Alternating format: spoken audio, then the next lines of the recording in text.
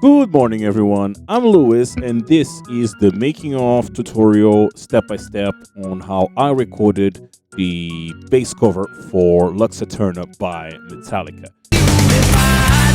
Magnification, all generations, approaching thunder, awaiting the light. Full speed or nothing, full speed or nothing.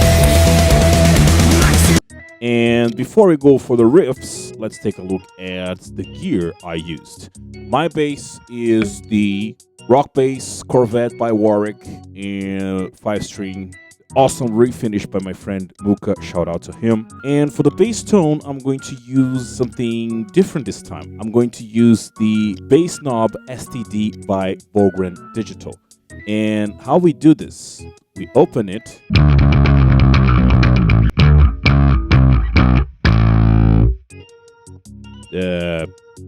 That's it, it's done. So thank you. That's the end of the step by step. Okay, obviously there's not just that, but it is that simple. I basically just load the plugin up with its default settings. And the only thing I have to do here, because my bass is, I think it's a little noisy, I adjusted the threshold on the gate and I changed the knob gain from 4 to 5. But that's basically all I've done. I actually turned up the high end a little bit just so the bass can pop a little bit more in the mix. And of course, I turned the bass down in the original song. But even without that, the bass is pretty much mix ready, which is amazing because it only needs to be second guessing or adding a lot of stuff before or after to make it sound good. It sounds good right out of the gate. And you have the dirt channel and the clean channel. The clean channel is not super clean, but if you dial down to back to 2,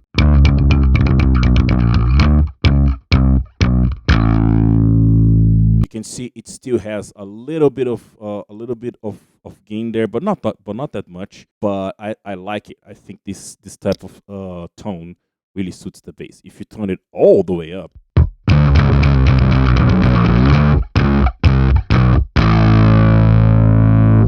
it really saturates a lot. But when it comes to the dirt channel,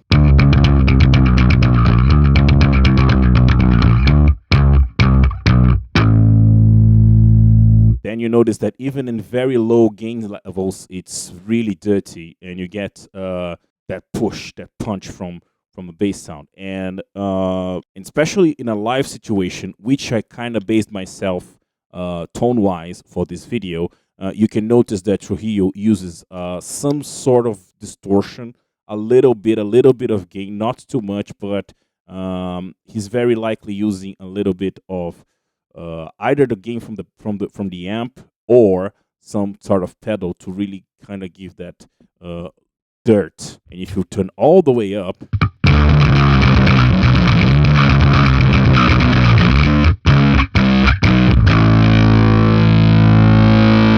it's stupid amount of gain, but still with a lot of clarity. If you want to play maybe some grindcore or something like that, I think it would be very suitable for that. In this case, I wanted the bass to be a mix between dirty and clean, so you can hear the bass, and which is again something as close as possible to the Metallica sound.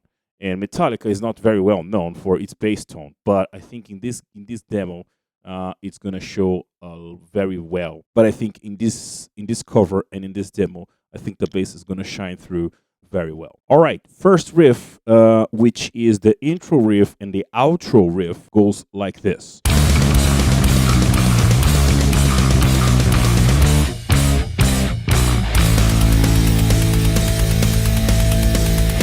The second part of the intro is just the bass playing the open D string. So there's nothing really much to it. One thing that I did in the demo and in the cover was instead of playing with my 2 fingers, I did this. Which now I think it's a bad idea. After I recorded the cover and I mixed it, I think it doesn't, the notes aren't heard played like this, but I didn't want to re-record. And so my suggestion is, even though in the cover I play like this, You should really play with the two fingers or with a pick if you like. Much better note definition that way.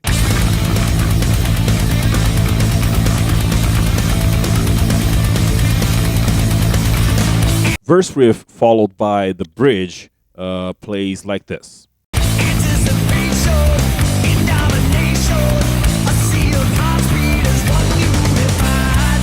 Magnification, all generations, approaching thunder, awaiting the light. Full speed or nothing, full speed or nothing. Lux eternal, Lux eternal, yeah. And then the chorus is back again with the open D string, like we had in the second part of the intro. Now we're going for the part of the guitar solo. There's a little passage from the chorus towards the break for the solo, and it goes like this. Lux eternal.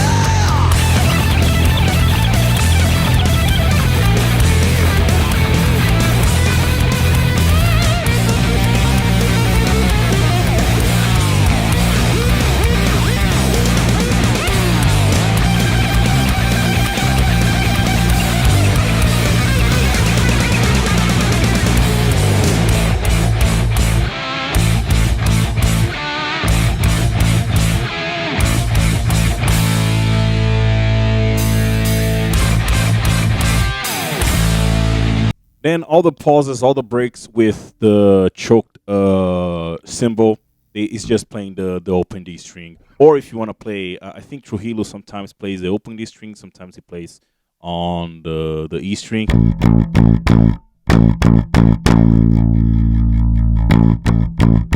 And then, like I said, the ending is the same riff as the intro with a small variation in the end that goes like this.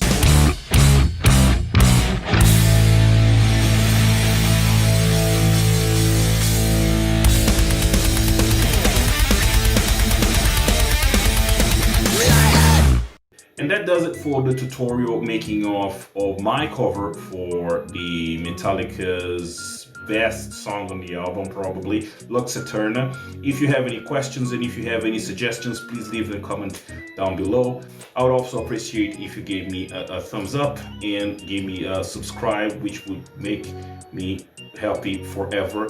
And shout out to Warwick for making an awesome instrument, Metallica for still releasing music after all these years, and Borgren Digital for creating such unique and straightforward life-saving software that I've been using ever since he started releasing stuff. And anyway, thank you very much for you watching up until the end, and to all, a good day.